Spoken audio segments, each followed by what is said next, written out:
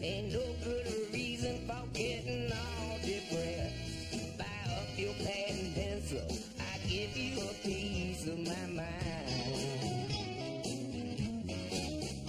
In my opinion, nation, the sun is gonna surely shine. Stop all your fussing, stop on a smile. Come out and walk in the sun for a while. Don't fight the feeling, you know you wanna have a good time. And in my opinion, nation, the sun is gonna surely shine.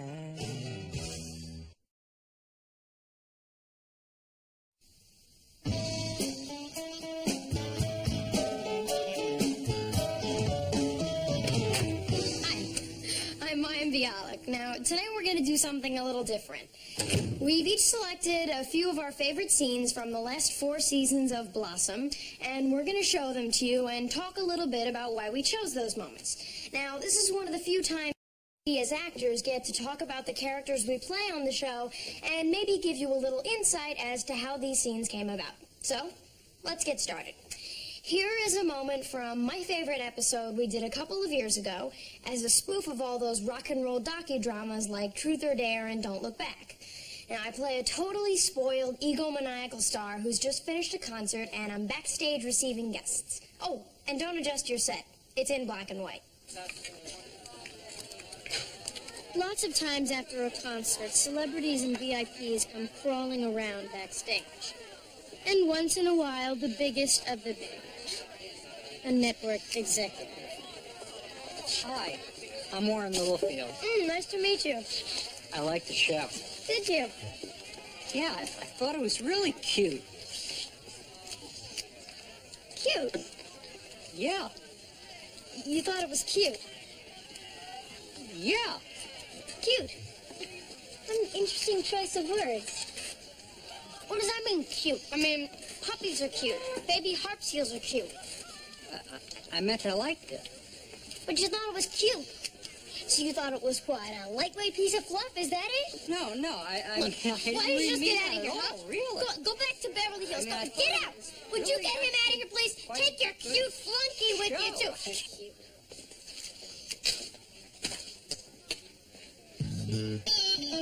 too. One of the best things about playing Joey Russo has been the guest stars that I've gotten to work with. It seems like we've had everybody on from Mr. T to Jessica Hahn.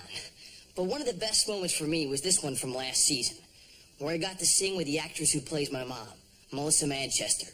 Check it out.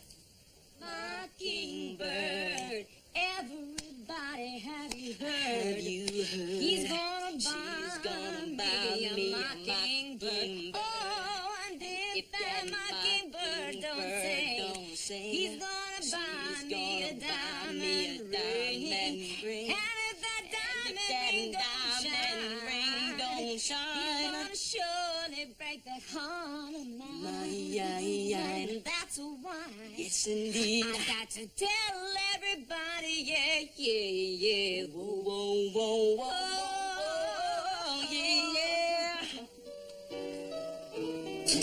Here's a scene you might find interesting. It's the first Anthony Russo scene we ever did from the original pilot.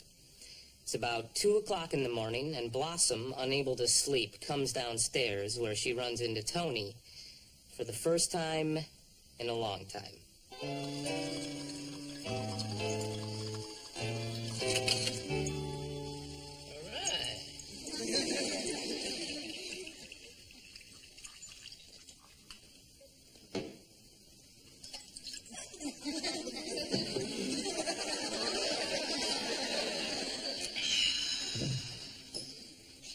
Blossom! Hi, Anthony. I'm sorry, I didn't mean to intrude. Oh, what are you, kidding? You're my favorite person in the entire kitchen. You look good. You look good, too. Yeah, well, I've been thinking good-looking thoughts. Come here. Sit down, sit down. You want a pot of coffee? No, thanks. You know how they say that cockroaches would be the only thing to survive a nuclear war? I've heard that. Well, somebody is seriously underestimating Keith Richards. So, how are you, Anthony? Well, I'm straight. You know, sober. Which is the biggest change. Really? You've stopped using everything? Oh, yeah, it's over. Finished. Elvis has left the building. So how you doing? Well, I've got a problem and I don't know the answer. I heard Mom and Dad fighting the other night, and it sounded really serious. Tonight they went to see their lawyer. I'm afraid they're getting a divorce, and I don't know what to do about it. It's not your job, Blossom. And we all have to make our own mistakes. Mom and Dad, they need to find their own answers. Comprende? Yeah, I guess. Hey, you speak Spanish. Boy, I've missed you. What's happening with you, Anthony? Well, I'm between stops, Blossom. I'm a rain dog. A rain dog? Yeah, like the Tom Waits song. You see, dogs go out and they mark things with their scent so they can find their way home. Yes. But sometimes, when they're way out there, it rains. And the rain washes their trail away. They don't know where they are. You see them standing around in doorways trying to figure out what went wrong. I still worry about you. Hey, I'm coming back. You know, last night after my AA meeting, I went bowling. Although there's something very strange about renting shoes.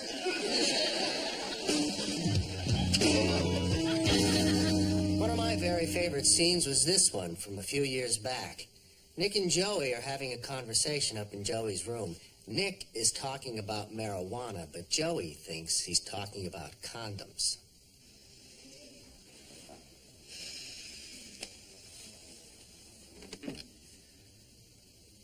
Joey. Joe, we have to have a father-son talk. Oh, jeez. You found it? Yes, I found it. I didn't do it yet, Dad, honest. I was just going to carry it around in my wallet.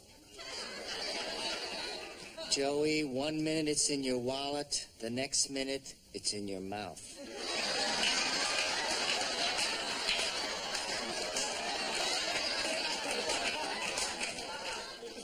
My mouth. Sure. You'll light it up and then you'll be passing it around to all your friends. I'm gonna light it up? Hardly seems possible, huh? Not in my wildest dreams. Before you know it, you'll use 1 in the morning, couple at lunchtime, and 4 or 5 at night. Whoa, 7 condoms a day, all right. Condoms? I'm not talking about condoms. I'm talking about drugs. So I can keep the condom? Forget the condom, Joey.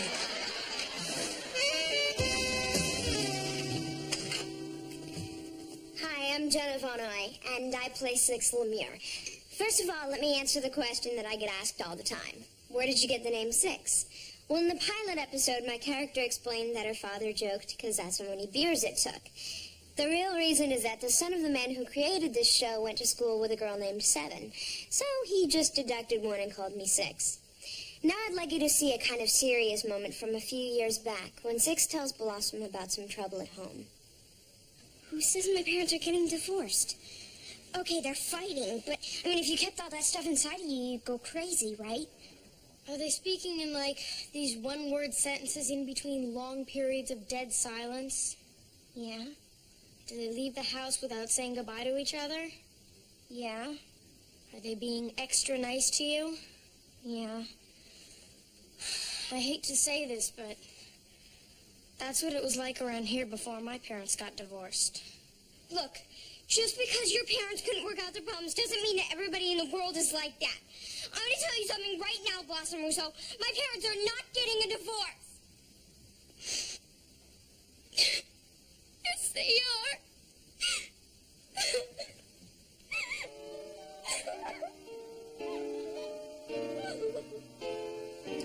This past season, Blossom's friend Six started dating a much older guy. One of my favorite moments is this one, when Blossom gives Six her candid opinion.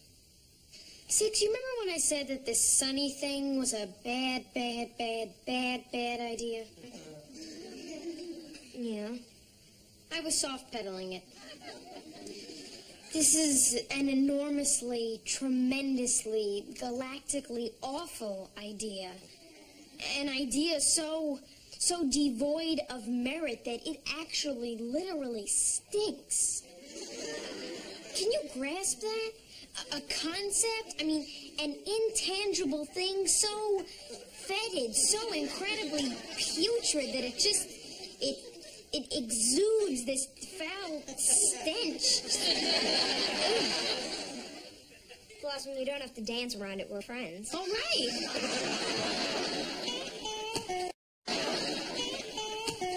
You know, it's always been Joey Russo's dream to play Major League Baseball. Here's what happened last year when he got hurt, and he had to look at the possibility that that dream might not come true. Joe, the doctor said you might not... I know, Dad.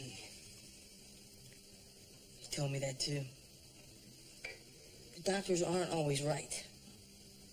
No, not always. Good. That's what I thought.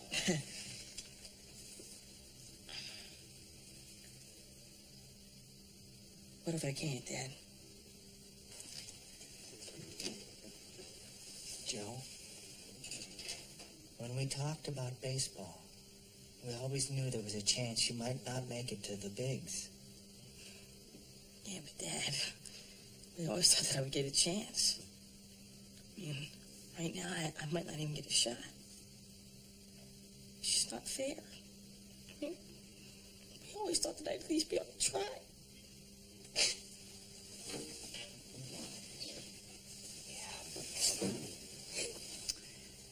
Yeah, Joe, you should.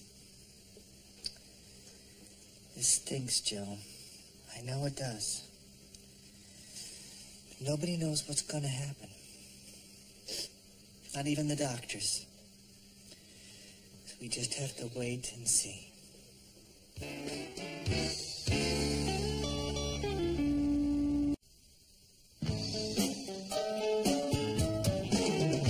One thing we've done on this show is go on location. We've been from Malibu to Paris, and those have been some of our best episodes. Here's a scene from last year's trip to Disneyland.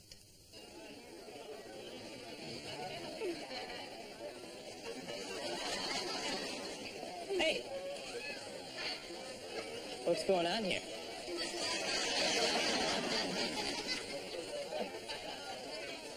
Tigger? What? Tigger?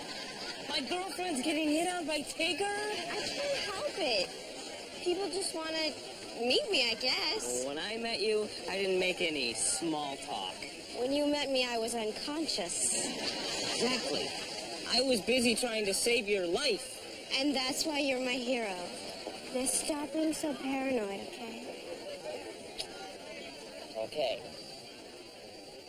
Here. Got you something. Ears! I love them! Good. You don't have to put them on now. What do you mean? When should I put them on? Later. Later? Later, when we're alone.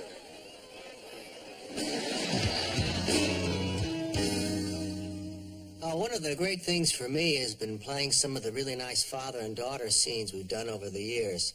Here's one of my favorites from early in the first season. Nick is trying to tell Blossom how tough it is to be raising a teenage daughter on his own.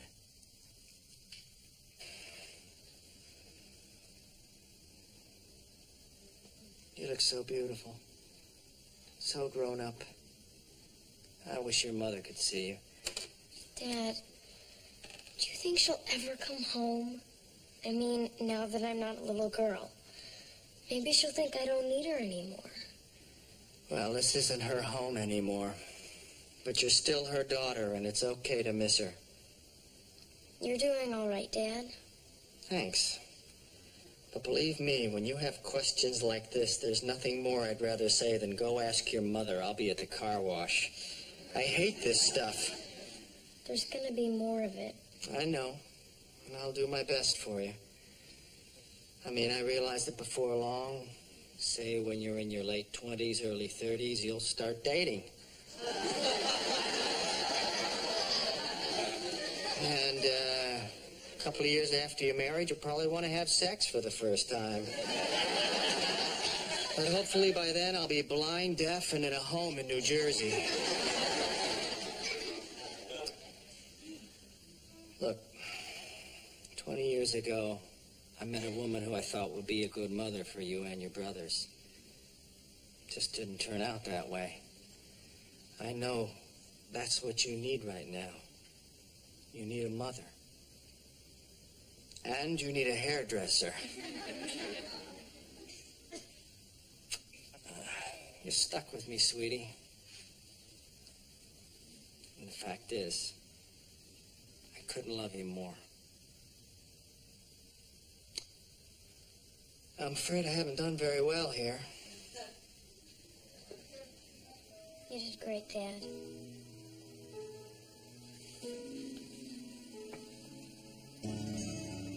Here's what happened when Six encountered Donna DiMucci, the toughest girl in school.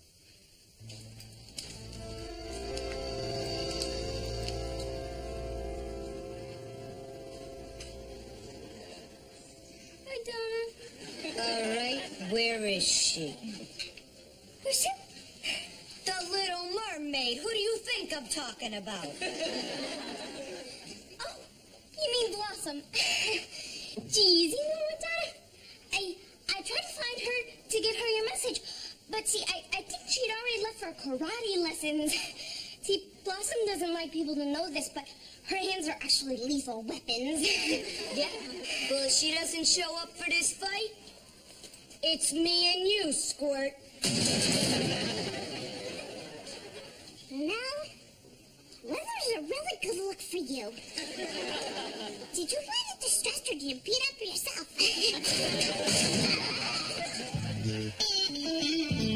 Thanks, Carl. From the very beginning, I have always loved playing scenes with Joey. Here's one of my favorites. Joey, you're an idiot. Yeah, we're not talking about me. We are now. Why would you in the refrigerator like this? Like what? Like empty, like there's none left for me, see? Like I require a lot of milk in my cereal. You require a lot of milk? Is that what you're telling me? Yes. Nobody requires that much milk. Cows don't require that much milk. You know what? I usually dump out the leftover milk when I finish, but to show you how considerate I can be, I'll save it and you can use it after me. I'm gonna put more used milk on my cereal? Sure, Joe. Then I'll take a nice long soak in your bathwater. We did a beach movie this season, and I played the villain, a crazy cat named Otto von Schnuckman. Watch this scene, then tell me there's no subtlety in half-hour sitcoms. Do you know what it's like to always come in second place, man? To write the great Richard Nixon a fan letter and not even get an answer back from him? Of course you don't. Do you think I like wearing a leather jacket on the beach just so I can have a personality? No, I don't. I don't like that. Not even a little bit. What was the question again? One of the things I like about Nick Russo is the fact that he thinks he can do just about anything. As witnessed by this scene from a few seasons back where Nick is displaying his abilities as a would-be dancer. This still hurts. Think you're gonna get it this time, Dad? Yeah, me too, Dad. Bust the move. Ready? Ready.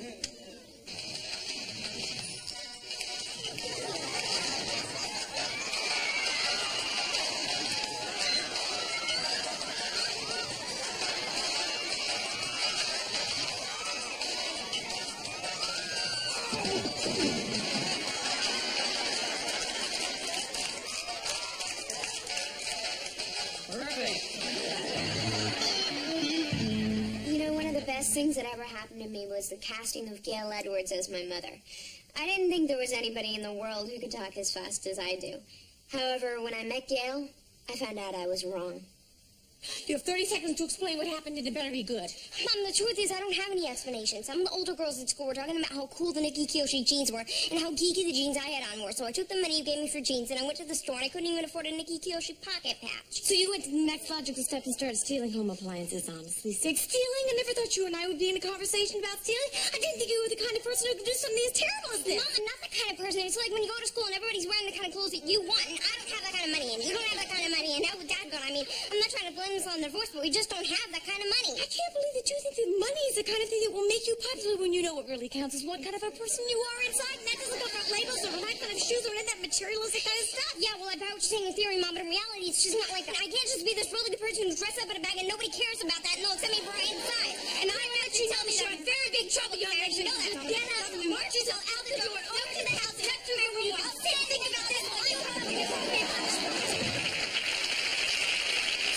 Blossom's relationship with her best friend, Six, has always been near the heart of the series. Now, I think one of the best shows we've ever done was from a few years ago called Such a Night.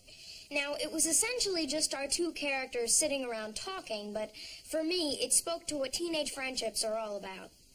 So, if you had one wish, who would you go out with? I'd take Johnny Depp. I loved him in Edward Scissorhands. I mean, I wanted to sharpen every one of his blades. First of all, if I had one wish, I'd use it for something other than a date. I think I might cure disease or save the rainforest or help the homeless or something. Yeah, but suppose somebody's already done all that stuff. The whole world is totally perfect except you don't have a date for the dance Friday night. Which happens to be true. But I still wouldn't wish for a guy. It's against all my feminist sensibilities. Sensibility, schmitzability, you're alone. Robert Lumley. The president of the chess club. Hey, I like Robert. He's smart, he's shy, and he's really cute. I like the freckles on his nose.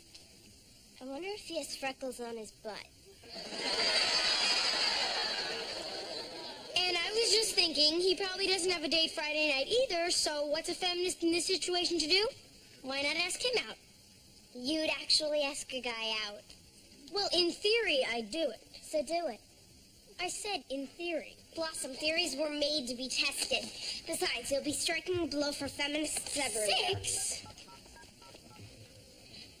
Hi, Kathy, it's Six. Do you have Robert Lumley's phone number? Yeah, we're having a chess dispute. 5677, okay, great, thanks. Shall I dial or shall we read back issues of Ms. Magazine? Oh, God, just dial. Hurry up before I change my mind.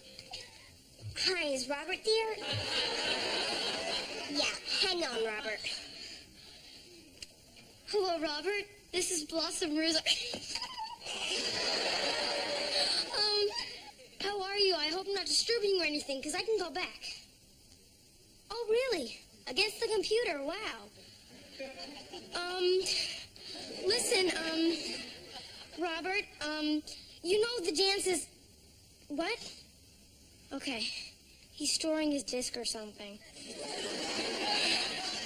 Listen, Robert, I wanted to ask you something. I wanted to ask you, would you be interested in... I can't do this. This is awful. Blossom, you just hung up on him. Why did you do that? I choked. I panicked, okay? I'm a teenager. I'm allowed to have mood swings.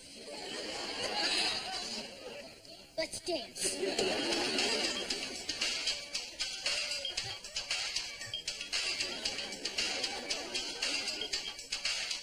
Anyway, there you have it.